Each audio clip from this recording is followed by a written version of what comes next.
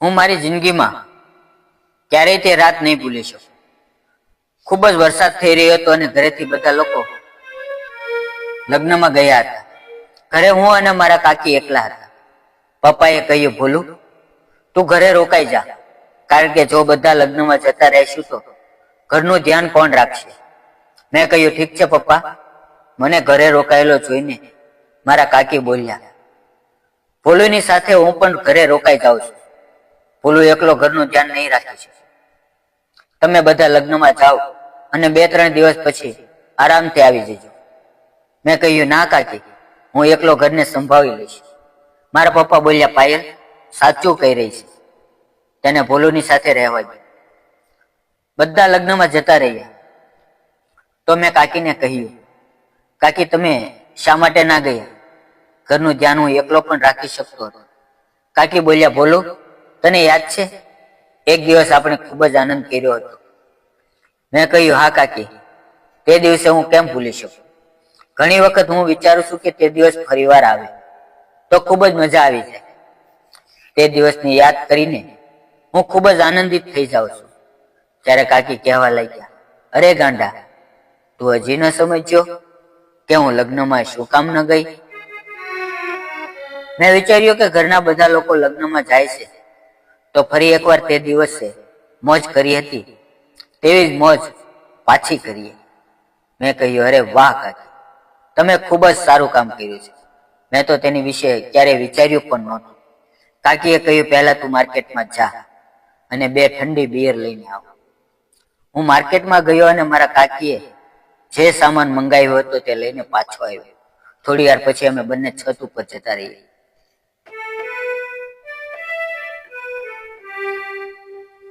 કાકી મારી બાજુમાં બેઠા હતા. તેણે કહ્યું, બોલો એક વાત જણાવો. મેં કહ્યું, બોલો શું? તેણે કહ્યું, તારે કોઈ ફ્રેન્ડ છે? મેં કહ્યું, તમે કેવી વાત કરો છો કાકી? હું આટલો મોટો થઈ ગયો પરંતુ કોઈ પણ છોકરી મારી દોસ્ત બની નથી. મિત્રો, તમને જણાવી દઉં કે મારા કાકી થોડાક ફ્રેન્ડલી સ્વભાવના છે અને મને તેનો આ સ્વભાવ ખૂબ જ પસંદ આવે છે. કાકી મને ખૂબ જ સાથ આપે છે. એટલો સાથ આપે છે કે તે મારી દરેક વાતનું ધ્યાન રાખે છે. તે દરેક કામ મારી પાસે કરાવે છે. જ્યારે મારા કાકાના લગ્ન થયા ત્યારે હું લગ્નમાં ગયો. કાકી સ્ટેજ ઉપર બેઠા હતા તો હું તે બંનેની વચ્ચે જઈને બેસી ગયો. હું ઘરના બધાથી નાનો હતો એટલે ઘરના બધા લોકો મને ખૂબ જ પ્યાર કરતા હતા. મારા કાકીના લગ્નને 3-4 મહિના થયા હતા. હું મારા કાકી સાથે ખૂબ જ ઓછી વાત કરતો કારણ કે મને શરમ આવતી. એક દિવસ હું નાઈને બાથરૂમમાંથી બહાર આવ્યો હતો. કાકી મને જોઈ રહ્યા અને પછી બોલ્યા, શું વાત છે? તું એકદમ હીરો જેવો લાગે છે. તું કસરત કરા છો? મેં કહ્યું, નહીં. આટલું કહીને હું મારા રૂમમાં જતો રહ્યો અને તૈયાર થવા લાગ્યો. ત્યારે હું બહાર નીકળ્યો હતો. કાકીએ મને ફરીવાર કહ્યું, ભોલું ક્યાં જાય છે? તું કોઈને મળવા માટે જાશો? મેં કહ્યું, ના કાકી, એક મિત્રનો જન્મદિવસ છે, હું તેના ઘરે જાઉં છું. હું વિચારવા લાગ્યો કે કાકી મારી સાથે આવી વાતો કેમ કરતા હશે. ધીમે ધીમે હું જાણી ગયો કે કાકીને મજાક કરવાની આદત છે. તે મારી સાથે હસી મજાક કરે છે. બીજે દિવસે કાકાએ મને કહ્યું, મને સ્ટેશન મૂકવા માટે આવો, હું 2-4 દિવસ માટે બહાર જાઉં છું. મેં કહ્યું, ઠીક છે કાકા. હું કાકાને સ્ટેશન ઉપર મૂકવા ગયો. મારા કાકાને બહારનો બિઝનેસ હતો. તે વધારે ઘરની બહાર જ રહેતા હતા. રાત્રે હું વોશરૂમ કરવા માટે બહાર ગયો. મેં જોયું તો કાકી પોતાના રૂમમાં જાગી રહ્યા હતા. તેનો રૂમ મારા રૂમની પાસે છે. તેનો દરવાજો પણ ખુલ્લો હતો. હું અંદર ગયો તો કાકી પોતાના ફોનમાં બિઝી હતા. મને જોઈને તે બોલ્યા, ભોલું નીંદર નથી આવતી? મેં કહ્યું, નહીં, હું બાથરૂમ જઈ રહ્યો હતો તો મેં જોયું તમારા રૂમની લાઇટ ચાલુ છે અને દરવાજો પણ ખુલ્લો છે, એટલા માટે હું અંદર આવી ગયો. કાકીએ કહ્યું, ભોલું આજે મને પણ નીંદર નથી આવી રહી, એટલા માટે ફોન જોઉં છું. મેં કહ્યું, તમે ફોનમાં શું જોવો છો? તો કાકીએ કહ્યું, ખાસ નહીં, શોર્ટ વિડીયો જોઈ રહી હતી. હું ત્યાં બેસીને કાકી સાથે વાત કરવા લાગી. ત્યારે કાકીએ મને કહ્યું, મારે તને એક વાત પૂછવી હતી. મેં કહ્યું, પૂછો કાકી. તો કાકીએ કહ્યું કે તે ક્યારેય ખૂબ મજા કરી છે? મેં કહ્યું, શું વાત કરો છો, મારે કોઈ એવો મિત્ર નથી, તો હું કઈ રીતે મજા કરું? તો કાકી કહેવા લાગ્યા, ભોલું, તું ખૂબ જ સારો દેખાય છે અને તારે કોઈ મિત્ર નથી. તો હું કહેવા લાગ્યો, કાકી, તમને જો સાચી વાત કરું તો મને છોકરીઓ સાથે વાત કરવામાં શરમ આવે છે, એટલા માટે મારે કોઈ ફ્રેન્ડ બની નથી. કાકીએ કહ્યું, તું ખોટું બોલી રહ્યો છો. શું તને મારી સાથે વાત કરવામાં શરમ આવે છે? મેં કહ્યું, ના, મને તમારી સાથે વાત કરવામાં શરમ નથી આવતી, પરંતુ જો હું કોઈ છોકરી સાથે વાત કરું તો મને ખૂબ જ શરમ આવે છે. કાકી બોલ્યા, તો તું એક કામ કર. મેં કહ્યું, શું? તો તેણે કહ્યું, તું મને તારી ગર્લફ્રેન્ડ બનાવી લે, આપણે બંને ખૂબ જ મજા કરશું, અને આમ પણ તારા કાકા વધારે ઘરે રહેતા નથી, હું એકલા એકલા થાકી જાઉં છું.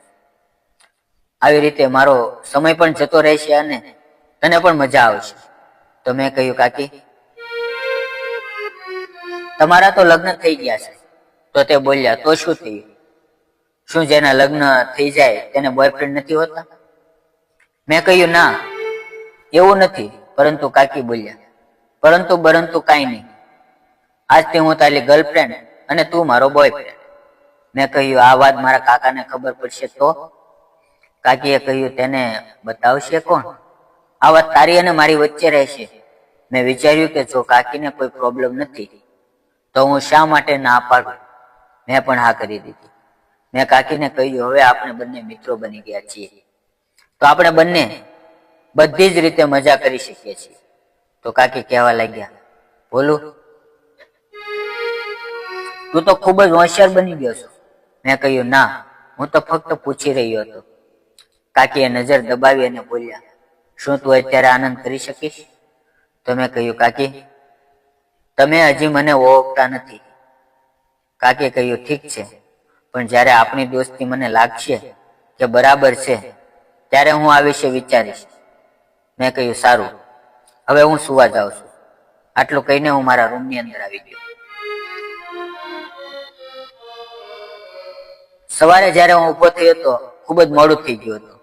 મારા કાકી તૈયાર થઈને બહાર જવાની તૈયારી કરી રહ્યા હતા. મેં કહ્યું, કાકી, તમે ક્યાં જાઓ છો? તેણે કહ્યું, બોલું, તું જલ્દી જલ્દી ચા પી અને કપડાં પહેરી લે. મેં કહ્યું, પરંતુ શું થયું?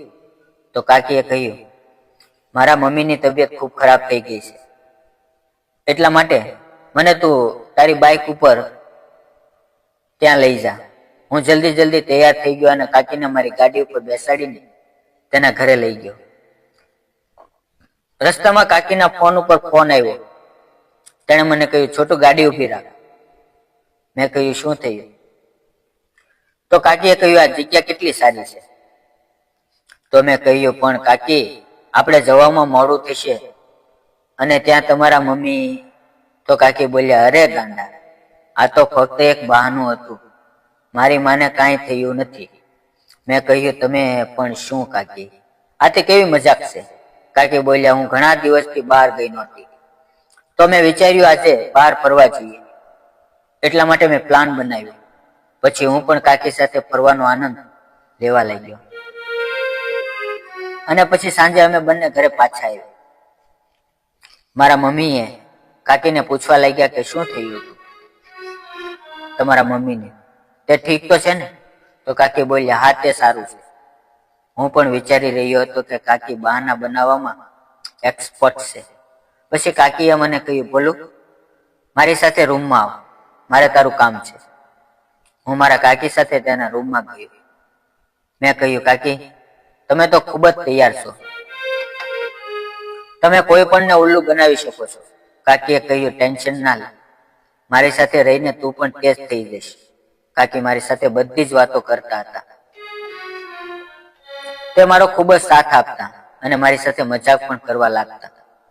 બપોરનો સમય હતો. હું બજારમાં સામાન લેવા માટે ગયો હતો. જ્યારે પાછો આવ્યો તો કાકીએ મને બોલાવ્યો. તે ખૂબ જ ખુશ લાગી રહ્યા હતા. મેં કહ્યું, શું વાત છે કાકી, આજે તમે ખૂબ જ ખુશ લાગો છો? કાકી બોલ્યા, વાત જ એવી છે, તો ખુશી તો થવાની છે. મેં પૂછ્યું, શું વાત છે? તો તેણે કહ્યું, તારા કાકાનો ફોન આવ્યો હતો. તેણે બાજુના શહેરમાં એક ફ્લેટ રાખ્યો છે અને તે મને તેની પાસે બોલાવી રહ્યા છે, અને તેણે સાંજની ટિકિટ પણ બુક કરાવી દીધી છે. તો તારે મને સાંજે સ્ટેશન સુધી મૂકવા આવવું પડશે. મેં કહ્યું, કાકી તમે જતા રહેશો તો હું અહીંયા એકલો થઈ જઈશ. તો કાકીએ કહ્યું, અરે તું ચિંતા ના કર, હું ત્યાં જઈને કોઈ પણ બહાનું કરીને તને પણ ત્યાં બોલાવી લઈશ.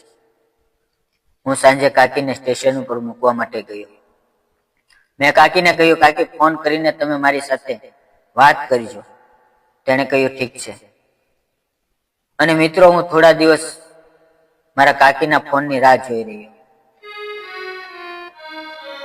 અને એક દિવસ અચાનક બપોરે મારા ફોનની ઘંટી વાગી. સામેથી મારા કાકીનો મધુર અવાજ હતો અને તેણે મને ત્યાં આવવા માટે આમંત્રણ આપ્યું. અને પછી હું મારા કાકીના ઘરે રહેવા માટે ગયો. અને પછી એવું થયું જે હું તમને વિડીયોના આગળના ભાગમાં જણાવીશ. આગળનો ભાગ સાંભળવા માટે વિડીયોને લાઈક અને ચેનલને સબસ્ક્રાઇબ કરવા ભૂલશો નહીં. ફરી મળશું એક નવા વિડીયોમાં. ત્યાં સુધી આવજો. વિડીયો પૂરો જોવા બદલ આપ સૌ મિત્રોનો દિલથી ખૂબ ખૂબ ધન્યવાદ. આવજો મિત્રો.